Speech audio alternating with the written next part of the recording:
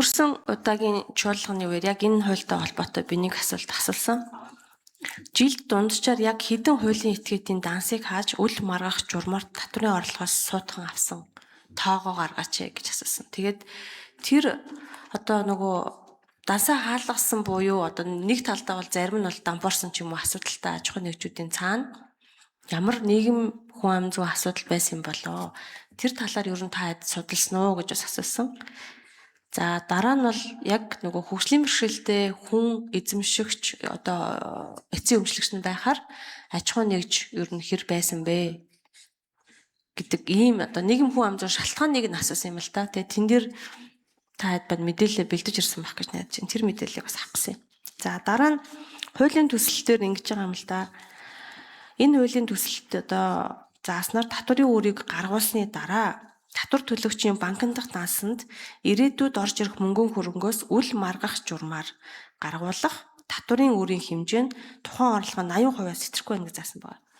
Энэ 80% гэдэг тоо яаж гарч ирсэн бэ гэдэг тооцоолыг гаргаад өгч. Энэ 80%-ийн ард ямар тооцоол байгаа юм болоо гэдэг мэдээллийг бас авъя.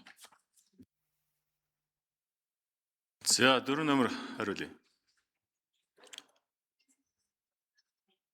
Та эдэн асуултуудаа асууж юу тэмдэглэж авч байгаа юм уу ер нь?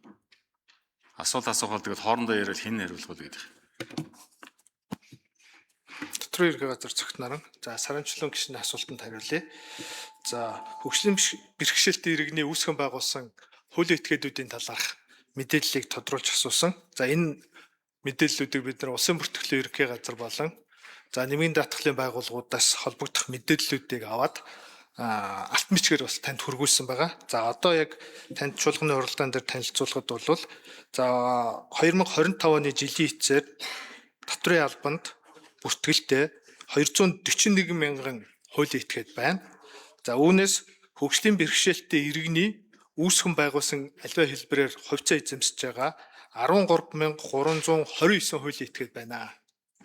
За 13229 хуулийн этгээдийг дотор нь хувь эзэмшлэр нь ангилж үзвэл өөрөөр хэлбэл 50 хүртэл хувийн хувьцаа эзэмшдэг хөгжлийн бэрхшээлтэй иргэн 50 хүртэл хувийг нь эзэмшдэг хуулийн этгээд 7717 50-аас дээш хувийг нь хувьцааг эзэмшдэг хуулийн этгээд 5612 гэсэн ийм статистик тоо мэдээ байна.